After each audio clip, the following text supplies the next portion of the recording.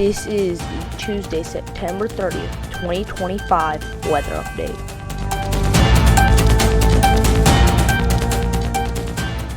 Alright, today the first thing I'm going to talk about is the hurricane. The hurricane I was talking about that would likely turn into a low-end hurricane is not going to hit anywhere on the United States, thankfully. It will likely hit Bermuda, so nothing that concerning for the United States, so don't really worry about it now. It was looking like it, like a few days ago, it was looking like it was going to take a direct hit on the United States, but thankfully that's not the case anymore. We do have a risk for flooding, not much at all though. Over here today there's a marginal risk, and then over here there's a marginal risk. Nothing that concerning at all really for today. But then if we go for tomorrow, we still have the marginal risk over here, nothing over here, but then on the day 3 outlook, we see a little bit here. No, still nothing that concerning. And then another marginal risk over here. Then day 4, which is on Friday, we have another marginal risk over here. And then I'll show you the day 5 on Saturday. Still another marginal risk over here.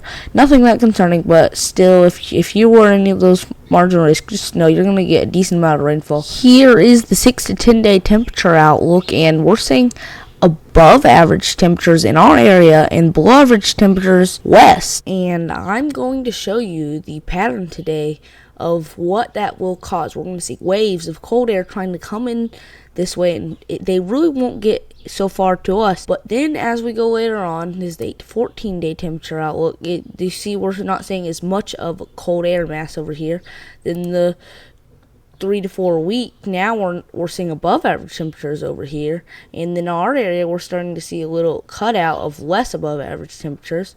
And then if we go to the monthly 1 month outlook, you can see now it looks like the waves are trying to come in from here, not as strong, or it might just be because we're heading later into the month, so it's more usual around that time. We're seeing normal temperatures. And then finally, if we go to the seasonal outlook 3 months, you can see this is kind of how I'm expecting it to turn out in the winter or farther this fall. But I think that this will slowly come farther down this way, and we'll see a line around here. And that is what I'm going to show you that in the models, the GFS model and maybe a couple others. Okay, and if I show you this model real quick, this is the GFS, and it's the 6 Zool. It's the latest model on 6 Zool. You can see here's our temperatures, and this is, let's see, this is right now, today's the 30th of September. We go farther, and you can see the cold air is look, there's a big mass of cold air that's trying to come in. It only makes it to like eastern Kentucky.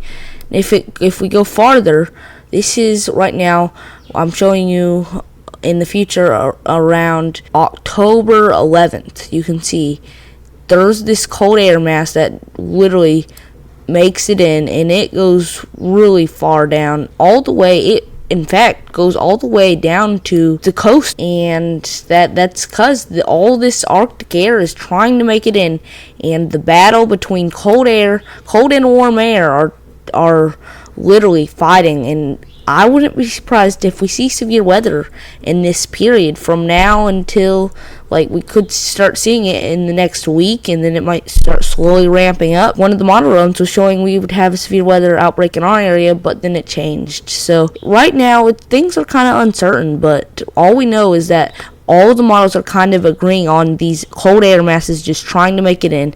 And I think the fight between the warm and the cold air are going to start it's going to start pretty shortly in the next week. Here is another model. This is the GraphCast model. It's a kind of like artificial intelligence. I wouldn't trust it yet, but it's showing an even more intense situation. You can see how close the cold and the warm air are together, and that could cause a severe weather outbreak. But again, you have to have all the right ingredients to cause severe weather. But if we have several of these, I think there's a chance that we see a severe weather outbreak. And just look at that dip. And then there's other models that a lot of the other models are showing the same thing. So this is going to be an interesting month. I think this October is going to be an interesting October. And it's probably going to be unusual too. And this is the European model. It's showing more cold air coming in our area. So a lot of the models are showing that we will have a cold front hit our area.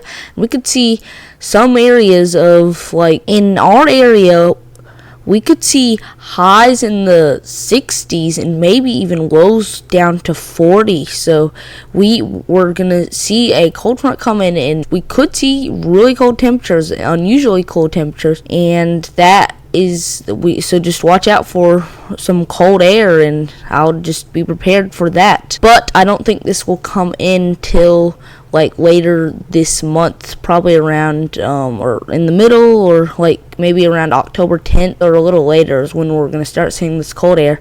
But we might not see it at all. You know how a lot of times you can have models agreeing, but then it doesn't end up happening that way. And that is all the weather talk I have for you today. Please subscribe to my channel and turn notifications on, that way you don't miss out on any new videos. And I hope to see you on Friday. Goodbye. I'll see you in the next one.